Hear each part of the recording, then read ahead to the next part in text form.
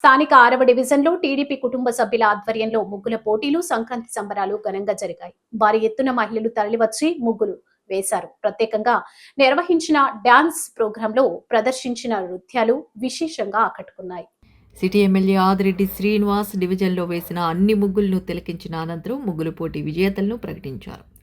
భోగి మంటలు వేసి సంక్రాంతి సంబరాలు ప్రారంభించారు. టీడీపీ నగర అధ్యక్షుడు మజ్జి రాంబాబు, డివిజన్ ఇన్ఛార్జ్ మజ్జి మణికంఠ ఆధ్వర్యంలో జరిగిన సభలో ఆయన మాట్లాడుతూ, ఈ డివిజన్లో అన్ని సమస్యలు శాశ్వతంగా పరిష్కరిస్తామని, ప్రజలకు అండగా నిలబడతామన్నారు. ముందు సంక్రాంతి సంబరాల వేడుకల్లో ప్రజలందరూ భాగస్వాములు కావడం సంతోషంగా ఉందన్నారు. 11 మంది ప్రధాన విజేతలకు 10న టీడీపీ ఆధ్వర్యంలో పుష్కర్ ఘాట్ వద్ద జరిగే సంక్రాంతి సంబరాల్లో బహుమతి ప్రదానం చేస్తామన్నారు. కన్సోలేషన్ బహుమతులను ఎమ్మెల్యే ఆదిరెడ్డి చేతుల మీదుగా ప్రదానం చేశారు. ఈ కార్యక్రమంలో కూటమి నాయకులు పోలాకి పరమేష్, మాలే విజయలక్ష్మి, దాస్యం ప్రసాద్, ఉప్పులూరి జానకి రామయ్య, చాపల చినరాజు, బొర్రా చిన్ని, బంగారు నాగేశ్వరరావు, మొకమాటి సత్యనారాయణ, ఆసూరి సుధాకర్, బుడ్డిగ రవి, కేబుల్ మురళి, శనపతి సత్యబాబు, విశ్వనాథరాజు తదితరులు పాల్గొన్నారు. 1,20 లక్షలతోటి ఇక్కడ అభివృద్ధి కార్యక్రమాలు చేసేవారన్న విషయాన్ని మీరు గుర్తుంచుకోవాలి.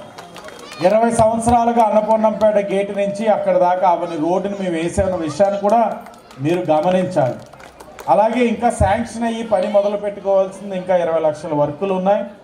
అది కూడా దగ్గరలో ప్రారంభిస్తాం.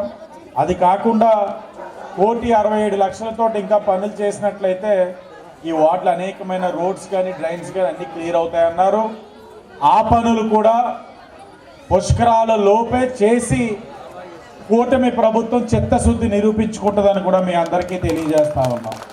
సుమారు 70,000 మంది ఈ ముగ్గుల పోటీ యొక్క వ్యవహారంలో పాల్గొనడం జరిగింది ఈ నియోజకవర్గంలో.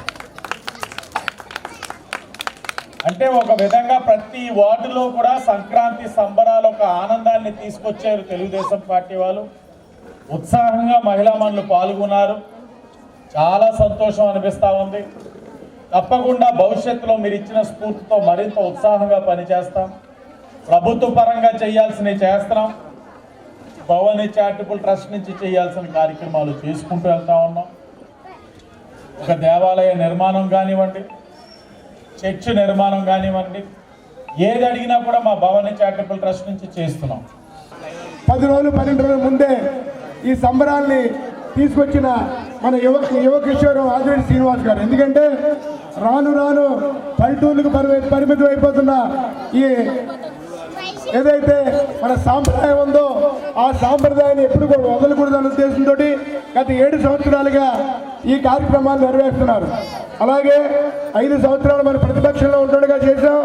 ఇవాళ మనం గవర్నమెంట్ ఫామ్లో వచ్చిన తర్వాత కూడా, కుటుంబ ప్రభుత్వం వచ్చిన తర్వాత కూడా గత సంవత్సరం చేసాం, ఈ సంవత్సరం కూడా చేస్తున్నాం.